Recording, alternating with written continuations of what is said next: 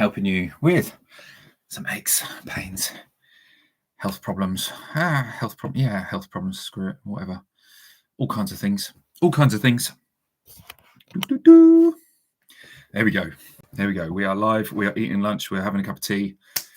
Who's got some injuries that they would like some help with? I don't know what I was thinking. In between mouthfuls of curry here. It's good. It's always better when it's been left a couple of days. Is to know who has a hard time. Okay.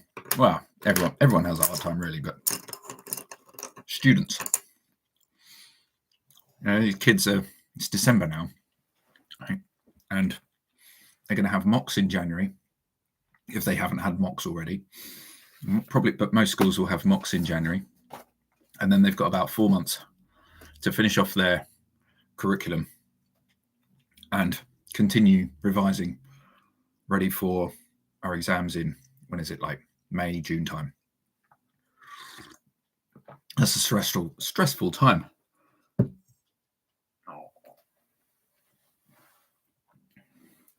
My hairy little friend just come to join me.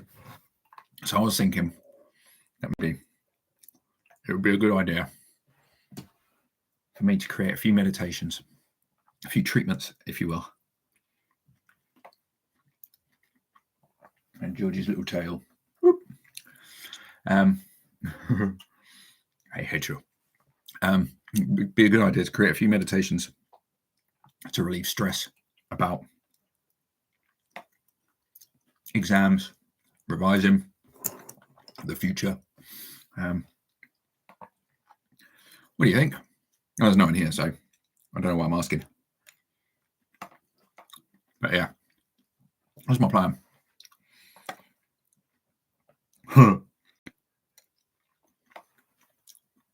Saw a video of a guy called Neuroknowledge. I don't think that's his real name. Talking about self-doubt earlier. Quite often watch his videos. Good fun. And it's like, self-doubt's a good thing. Self-doubt's a good thing. Self-doubt only comes up when you're doing something that's going to change you. It might be change for the better. It might be change for the worse. And I think that's why we don't do these things, is we're worried that the change that we're about to make is going to make things worse. And that's why self-doubt really gets you. But it's actually our old self, the ego, the id, the whatever, trying to keep us the same, trying to keep us stuck. So actually, self-doubt is a sure sign that you are about to make a change in your life. You're about to do something different. So it's actually not a bad thing. I thought it was a really interesting way of looking at doubt. It's not you doing something wrong. It's about you doing something right, probably.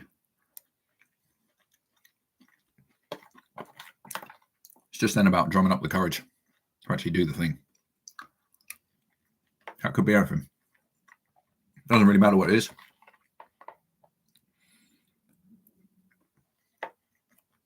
So, got any aches, pains, or injuries? Hello, people who've just been flooding in. Got any aches, pains, or injuries? Let us know. And while I'm in my curry, breakfast/lunch, I'll help you out. I've got about 20 minutes, half an hour before a client comes in.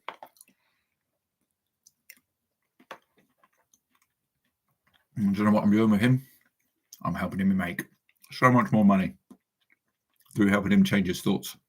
He's making so much more now than he was when I first met him. So yeah, it's exciting. It is exciting. So otherwise it's going to be really boring. If you'd like to in fact, here's a thought I had yesterday.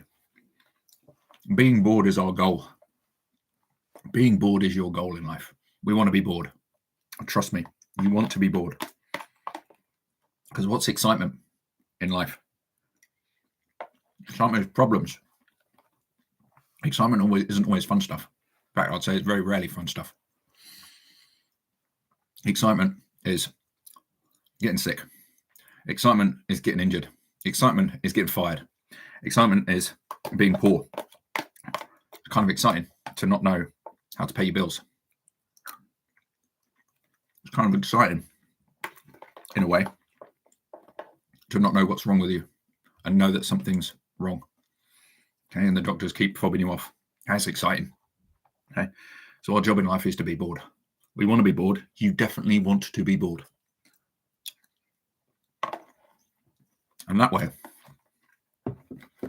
nothing will harm you. What am I eating? Lunch. It's chicken curry. And it always tastes better about 3 days after you first make it. That's just been sat in the fridge. What are you eating, Jack?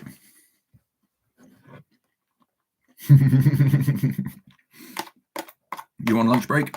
Or are you working? Are you not working? You're a student? What's going on? So yeah, being bored kind of came to me as a bit of a flash on Monday. Being bored in life is our goal. People are so afraid of boredom. And that's why we scroll. Okay, we're afraid of our thoughts. That's why we scroll. That's why we stay so busy. Okay, must work 10 hours a day. I must not be bored. Okay, must have a long commute. Must have traffic. Must have all of these things, because otherwise, what would we have to complain about? And complaining keeps things exciting, doesn't it? Okay.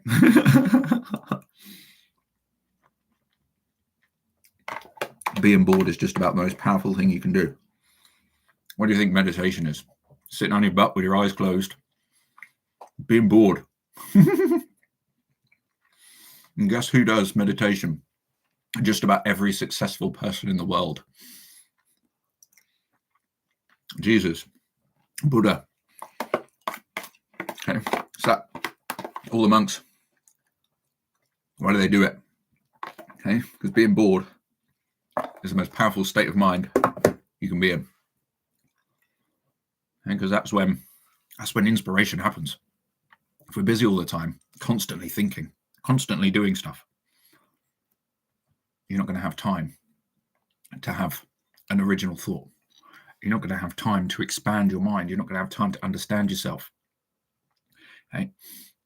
And honestly, you've got to get there through boredom. You can't know yourself by constantly doing things. I'd say there's maybe one or two exceptions with like long distance walking, long distance, or kind of any long distance kind of sport. Okay, because that's not so extreme that you're kind of like sprinting and it's like everything hurts. Long distance sport. Okay, it could be long distance swimming, could be long distance running, could be just walking. It doesn't matter. I'd say that's just about the only exception. And you really get to know yourself through allowing your mind time to just be there and just be outside and doing very, very little. And that's how we understand ourselves. The other thing that the Nero video was saying was basically overthinking is just an incomplete thought. You've had a thought. You didn't have time to complete the thought through and kind of feel it through and go through all the emotions of that thought and all the situation. You've gone, I'll park that for later. But then in the background, it's like buzzing away that when you're bored later, right, and because you don't want to be bored, you try and avoid it again. But that little voice, that little scenario is just buzzing away in the back of your head all of the time. And it's affecting you. You just don't realize it's affecting you because you're not actively thinking about it at that time. So boredom is going to allow you to process that thought. Okay? That thought affects how you walk, how you think, how you act, how you behave, what's going on in your life. It affects everything, okay? Because it creates a belief. Okay, those little thoughts that are buried in there somewhere down beneath the surface that you're hiding away through scrolling, through watching somebody else's live, through or through work, through doing kind of positive things, through exercise, through doing chores around the house, through spending time with people, through socializing. Okay, that's pushing these little thoughts away, and they haven't been worked through to completion. And that's what our body then shows us. It's like, aha, here's an illness, here's the flu, here's a cold, here's some stress, here's an ache or a pain in your shoulder, here's an ache or pain in your knee, here's an ache or pain in your ankle, here's something or other going on in your guts, here's something else going on in your chest. Your body is trying to tell you these things. Okay, you haven't had time to process the emotions, you haven't had time to process the thoughts. You've got to slow down. Stop for a while. Literally, have a cup of tea, sit down, close your eyes, and get as relaxed as you possibly can. And let the thoughts come, because they're going to come flooding in. One of my favorite things to do. Alice, that's not the same dog as the Alice I know. It's one of the reasons why people don't like meditation. People don't like meditation because the thoughts just come. We think you're going to go into meditation. It's like, oh, I'm going to quieten down my mind. The mind is just going to go overdrive. That's what it's going to do. Mind goes overdrive, particularly when you first start meditating. But as you get better, it will probably still go into overdrive when you first start meditating. So the first few minutes, it'll still be like, okay, crazy. But then it will get quicker and quicker and quicker at shutting itself down. Okay, and it becomes a lot easier and a lot faster to just bring yourself back down to a nice, calm state. So that's why we avoid meditation. It's painful. It's painful to do for a lot of people. And you've got to really sit there and allow your mind just to do. Oh, let's have a little jingle bell. Yeah, let's go for that. Whoop. Do. Cool. So to meditate, what you need to do is be prepared for your mind to just go haywire. It's going to go nuts. It's going to go and do all kinds of things. And there's nothing you can do about it except just sit there. And that's what you're supposed to do. That's exactly what you're supposed to do for meditation. You're supposed to feel uncomfortable. That's the purpose. It's supposed to be uncomfortable. And I'm not talking about physical discomfort of sitting in the lotus position, because you don't have to do that. It's about being with the uncomfortable thoughts in your head and just letting them be.